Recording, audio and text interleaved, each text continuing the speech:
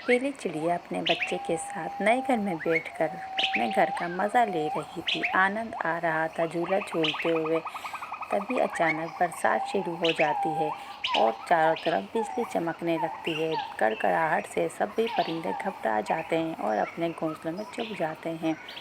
पीली चिड़िया सोचती है कि जब मैं पुराने जंगल में रहती थी तो वहाँ पर कितनी बरसात की वजह से सब परिंदे परेशान हो जाते थे। तंग आकर ही तो मैं वहाँ से यहाँ नए जंगल में आ गई। वो अपने छोटू को बता रही थी कि बेटा, हम पुराने जंगल में रहते थे और वहाँ पर मेरी एक पड़ोसन थी। बेचारी बहुत गरीब थी और उसके पति का काम भी नहीं था। न जाने अब वो कैसी होगी। जब भी बरसात आती थी उसके पति का काम बंद हो जाता था। अब मुझे लगता है कि पता नहीं उसका पति काम पे जा भी रहा होगा या नहीं। मुझे बहुत फ़िक्र हो रही है। वो बहुत गरीब है, मुझे उस पर दया आ रही है। तो बेटा चलो हम उनकी मदद के लिए चलते हैं। ये कहकर पीली चिड़िया अपने छोटू को लेकर अपने दोस्त हमसाए के यहाँ जाती है और घर पे पता करती है। इससे पहले तो वो यहीं रहती थी।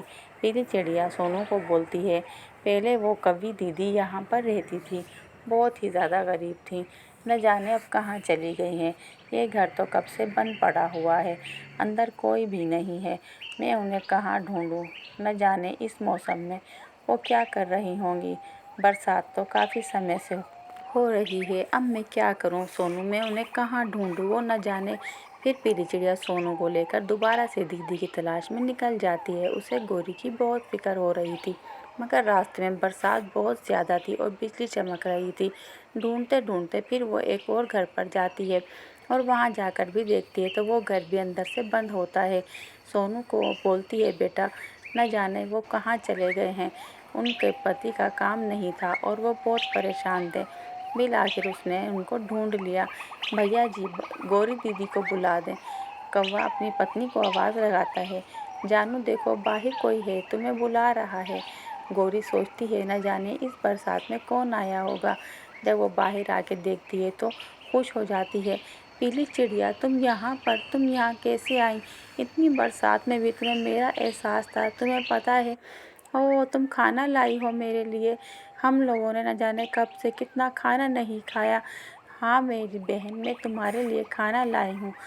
तुम्हारा बहुत धन्यवाद। तुम अंदर आओ, बाहर क्यों बैठी हो?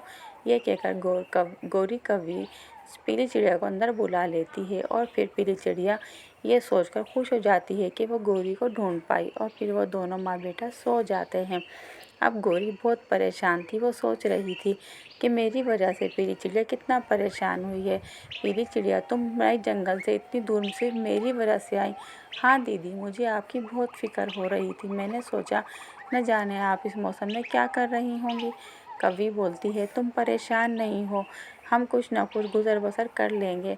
तुम एक अच्छी पड़ोसन हो और हमेशा हमारे काम आई हो। गौरी दी भी सुंदरी की तारीफ करती है। सुंदरी कहती है, दीदी आप ये खाना रख लें, आपके काम आएगा। मैं सफ़र में और खाना लेकर नहीं जाऊंगी। कवि परेशान हो जाती है, कहती है, नहीं, तुम ये खाना ले जाओ। मगर सुंदरी मना कर देती है खाना ले जाने के लिए और सोचती है, पड़ोसी पड़ोसी के काम आते हैं। अगर मुश्किल में भी पड़ोसी एक दूसरे के काम ना आए तो फिर पड़ोसी का क्या फ़ायदा।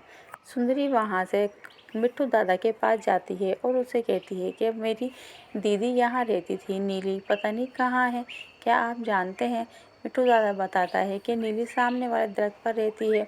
फिर पीली चिड़िया अपनी दीदी के पास आ जाती है और वो अपनी दीदी को बोलती है, दीदी बहुत मुश्किल से मैंने आपका घर ढूंढा है। नीली चिड़िया अपना घर ठीक कर रही थी क्योंकि बरसात बहुत ज़्यादा थी, घर में पानी आ रहा था और वो बेचारी अकेली ही रहती थी। वो अपनी बहन से कहती है, छोटी, तुम इतनी बरसात में आई हो और मैं भी तुम्हें सही से आसरा नहीं दे पा रही, मुझे बहुत बुरा लग रहा है। पीली चिड़िया कहती है, कोई बात नहीं, आप अपना घर सुधार लें, फिर हम आराम से बैठ जाएंगे। नीली बाहर घर की मरम्मत करती है। उसके बाद में पीली चिड़िया अंदर आराम करती रहती है। थोड़ी देर में नीली भी अंदर आ जाती है। अब वो सोच रही थी कि मैं पीली को क्या खिलाऊं।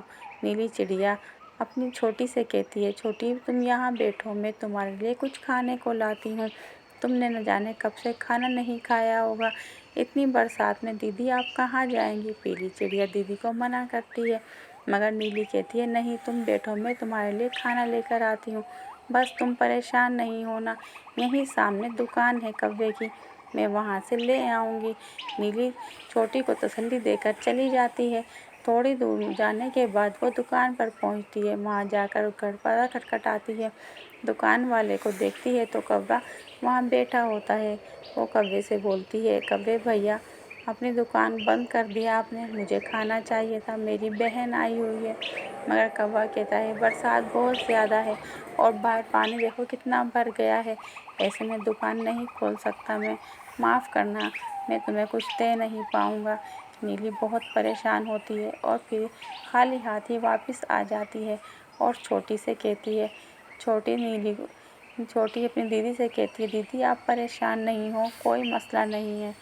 नहीं छोटी, मुझे बहुत बुरा लग रहा है, तुम इतनी दूर से मुझसे मिलने आई हो और मैं तुम्हें खाना भी नहीं खिला पा रही हूँ।